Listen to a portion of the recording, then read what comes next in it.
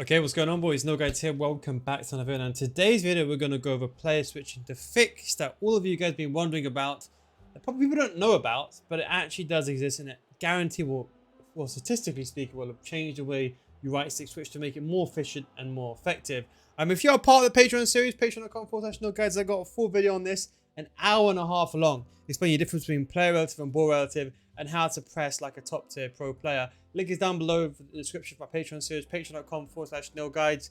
Link is down below in the description where I go through this in more detail. Yes, it's from FIFA 20, but the right stick switching has not changed ever since they introduced ball relative and player relative. And I go completely through that with some live examples and two other hours of other footage of that. But anyway, link is down below in the description for that. Going back to the video. Now, there is two. There is player relative and there is ball relative. Now, I would say, I'll show you the difference as well. Unless you're a pro player, and I mean a pro player, there is actually no reason to not try ball relative. If you're a pro player and you already used a player relative, should I say, there is the only weakness I would say with ball relative is maybe when you're pressing at a very high, I'm talking about pro level pressing, it's probably better to use player relative because the accuracy in the opponent's third is a bit more higher with player relative. But ball relative is still very effective. I'll say just try it, because the biggest problem you have, and that is with player relative, and I'll show you what the issue is. So let's just put this to player relative, okay? So the biggest problem that you have is when you're in these situations, if you're on player relative, if you want to, for example, switch to a guy behind you, you flick the right analog stick backwards. But sometimes if you flick it at the wrong angle, you could select the wrong person and you can select your center back by mistake. As you can see, we missed that player out. And then to go back, it's so hard. So a lot of players, when they're pressing or they're trying to, let's say your opponent splits the ball and he plays the ball over there, and you're like, okay, I want to select this player. Sometimes you may select the wrong player. You might go to right back and you try to go forward again, then you go all the way around, then you miss the play, you have to go back. And that is the issue with player relative, is that you're moving the right analog stick constantly because it depends. Think of it like a clock, okay? So wherever the red marker is, think of it like a clock. So you want to switch to Mbappe, you got to flick it to, let's say, 3 o'clock. You want to switch it to Messi, now the clock is over here. You got to switch it where? To 7 o'clock. So do you see? And now you can see, look, I tried to do it at 7 o'clock, and as you can see, it went by mistake to Herrera as opposed to Messi. And now I got to go back to Messi, which is like 5 o'clock. Now, in a real life game, you have to keep moving different directions, and as you can see, it's very, very hard. And the accuracy, as you can see, even in a kickoff, is quite hard. Imagine that online. It's almost 10 times harder. Now, with ball relative, statistically speaking, it's more efficient. It's more efficient. And I don't know why people don't use it a lot. In my Patreon series, I always teach you guys to use ball relative. I've been using it since it came out in FIFA 20. And it's so simple. All it is wherever the ball is, that's where the clock is. So if the ball moves all the way across the pitch, your eyes are already looking at the ball, so you don't have to flick. With the right analog stick, problem is with player relative, you have to kind of focus, okay, where's that red mark? Okay, now I want to switch to that guy, now I've got to move it there, now I've got to look up. Then you don't look at the ball. You're looking at your defenders, but you're not looking at the ball. But with ball relative, you're focusing on the ball. The ball can go here, here, here, wherever it wants to go.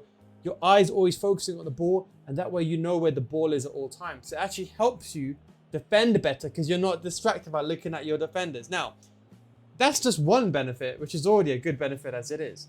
But let's say, for example, you're on a phase where, okay, you want to select your CDM, let's say.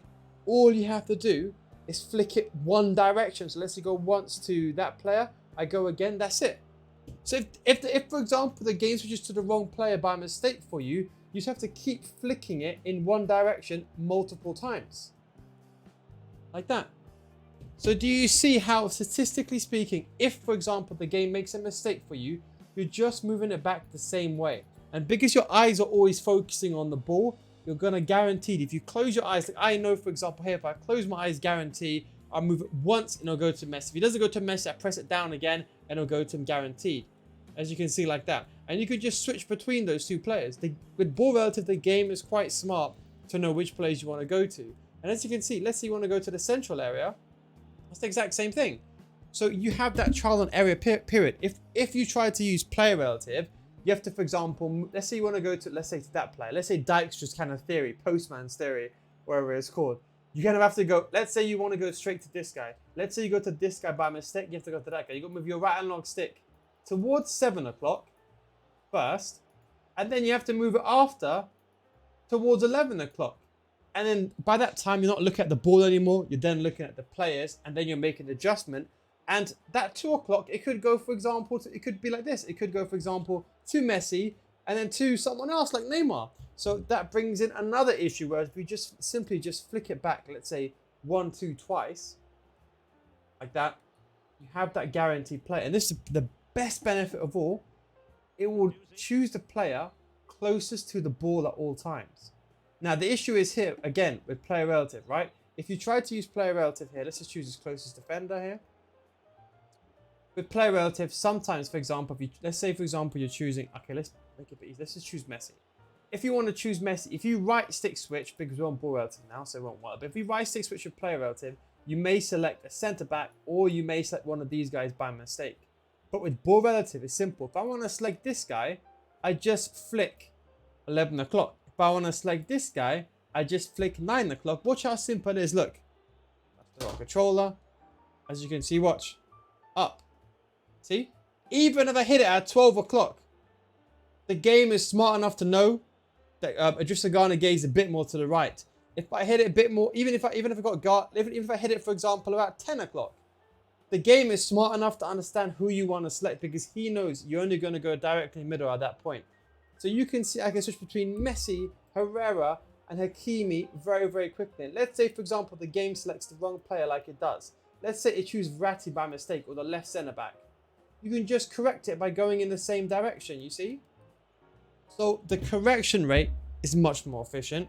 Your eyes are always focusing on the ball. That way you actually constantly, because a lot of lower tier players, what they do is, let's say around division, actually, you know what, I said let's say even division 1.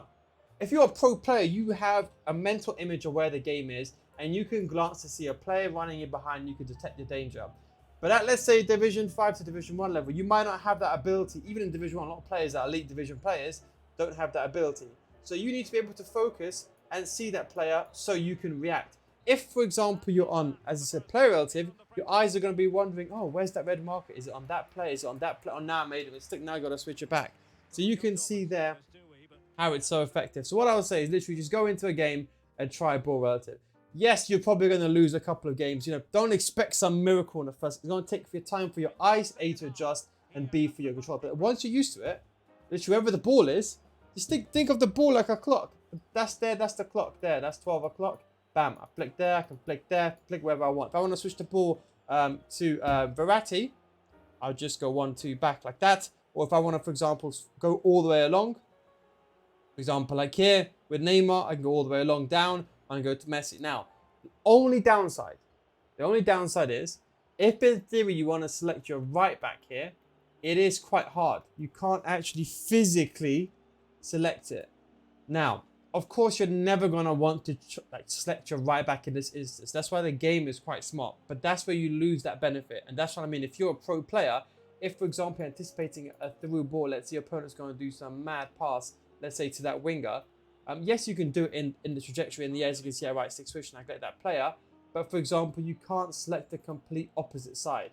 And that is the only downside. You can see here, I can still select that player. But because there's so many players in the way, I can't literally select it. That is the only downside.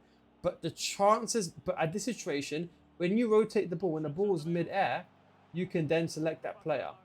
So it's only if the player is standing still. So although it's a negative benefit, the negative benefit will only affect, I'm talking about not even semi-pro, I'm talking about actual top, or I'm talking about actual pro players that are pressing on a very high level and are very incremental and very direct pressing techniques where they might use a right back to cover a player. Even though in theory it's not going to happen to an average player, realistically in a game, even in a pro player, it won't even happen that much, but there'll be a time when it does happen, and that's when you want that freedom. And that is the only thing that I'd say is negative about ball relative, is that if, for example, you want to switch to someone who's on the complete other side of the pitch, when the ball is static, it won't work, as you can see here, because the game is smart enough to know you don't want to switch that player, but once you make that pass, you can see you can then do it. So the game is actually smart enough. So it doesn't mean you can't switch to them, but realistically the ball will be moving like this. And let's say, for example, you want to switch to that player, you can then after. So it does take some time. It does work, but for the pro player, if you are using player relative, it's probably not worth changing. But I've been using it my entire life since actually the intervention. I'm sorry, since actually came out, the ball relative, player relative. That's what I would say. My best advice. Try it, and I guarantee you'll see a massive difference. Anyway, guys, the difference between player relative and ball relative. Thanks for watching, and of course, I'll catch you next time. Don't forget my Patreon series. It's actually a 3-part series actually. How to press manually. This is like pro level pressing, by the way. I explain how to use teammate contain, how to press, how to cover a player, how to then apply pressure, how to then switch player, and how to cover the gaps. Anyway, guys, thanks for watching. Take it easy, of course. I'll catch you next time. Peace out, guys.